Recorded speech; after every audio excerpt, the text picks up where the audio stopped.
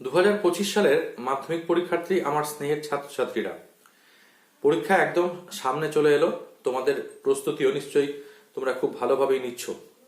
তো এই শেষ মুহূর্তে এসে একদম কোনো সাজেশন দেওয়াটা ঠিক আমার মনোপুত নয়। তবুও তোমাদের মধ্যে বেশ কয়েকজন আমাকে লিখেছো যে স্যার, একদম শেষ মুহূর্তের যদি কোনো বাংলা রচনার সাজেশন দেওয়া যায়, যে কোনগুলো এবছরের জন্য খুব গুরুত্বপূর্ণ। তো সেই সূত্র ধরেই আজকের এই ভিডিওটা তৈরি করতে বসা। আজকে এই ছোট্ট ভিডিওটাতে আমি তোমাদেরকে কয়েকটা রচনার টপিক বলে দিচ্ছি। তো এই টপিকগুলোর ওপরে যদি তোমরা রচনা তৈরি করে রাখো, তাহলে আমার মনে হয় মাধ্যমিকে রচনা কমন পেতে তোমাদের খুব একটা অসুবিধা হবে না।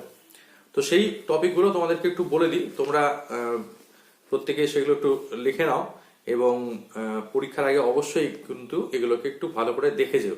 আমার মনে হয় এখান থেকে তোমরা কোশ্চেন কমন পেয়ে যাবে। প্রথমেই সবার আগে যেটা বলা দরকার সেটা হলো যে তোমরা হয়তো সবাই লক্ষ্য করেছো বা জানো যে প্রত্যেক বছরই বিজ্ঞান বিষয়ের উপর একটি রচনা থাকে। তো এবছরও তার অন্যথা হবে না।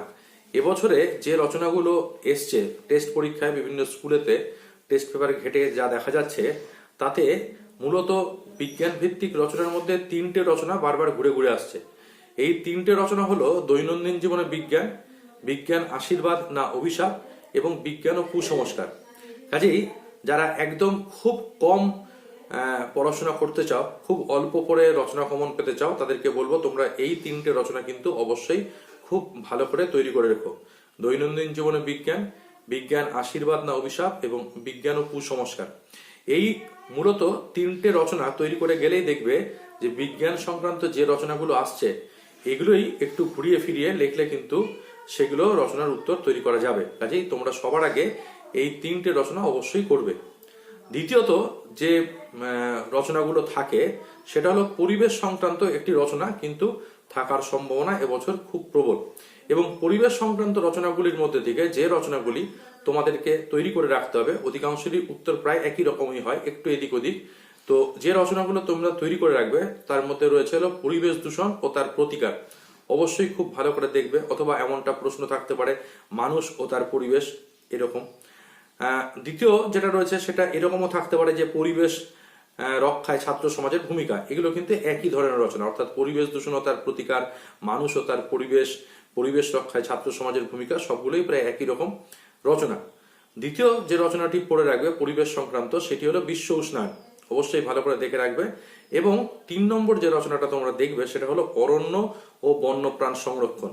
ঠিক আছে, বন ও বন্যপ্রাণ সংরক্ষণ বা অরণ্য ও বন্যপ্রাণ সংরক্ষণ, অরণ্য, অরণ্য প্রাণী, এইরকম নানা নামেই থাকতে পারে একই রচনা। এবং তার পাশাপাশি অন্যরকম এই রচনাটি আবার অন্যভাবে থাকতে পারে, সেটা হলো বৃক্ষরোপণ। তো এইভাবেও থাকতে পারে। তো এই কটা রচনা তোমরা পরিবেশ থেকে অবশ্যই কিন্তু দেখে রাখবে, যেমনটা বললাম সেইভাবে পরিবেশ থেকে দেখে রাখবে।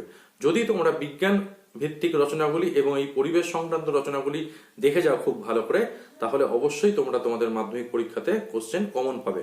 আর যারা মনে করছো যে আমরা আমাদের প্রিপারেশনে কোনো খামতি রাখবো না, আমাদের ক্ষেত্রে আমরা সমস্ত রকম রচনা তৈরি করে যাব, তাহলে সেক্ষেত্রে তাদের জন্য বলবো যে তারা আর 2 থেকে 3টে রচনা অতিরিক্ত দেখে রাখতে পারে। সেটা হলো এই যে বাংলার উৎসব, এটা এবছরের জন্য খুব গুরুত্বপূর্ণ একটি রচনা। বাংলার উৎসব বা বাঙালির 12 মাসে 13 পার্বণ, এটা একটা। দ্বিতীয়ত যেটা রয়েছে সেটা হলো ছাত্র সমাজ ও খেলাধুলা। ছাত্র সমাজ ও খেলাধুলা বা চরিত্র গঠনে খেলাধুলার ভূমিকা, অথবা শারীরিক ও মানসিক বিকাশের ক্ষেত্রে খেলাধুলার ভূমিকা, সবগুলোই একই উত্তর। তো তোমরা এই খেলাধুলা বিষয়ক রচনাটা দেখে রাখতে পারো। আর এছাড়া অনেকেই অনেক রচনার কথা বলছে, তবে আমার মনে হয় না সেগুলো খুব একটা প্রয়োজন আছে। খুব বেশি হলে 2টো রচনা, একটি হলো তোমার জীবনের লক্ষ্য আর একটি হলো তোমার প্রিয় লেখক বা সাহিত্যিক।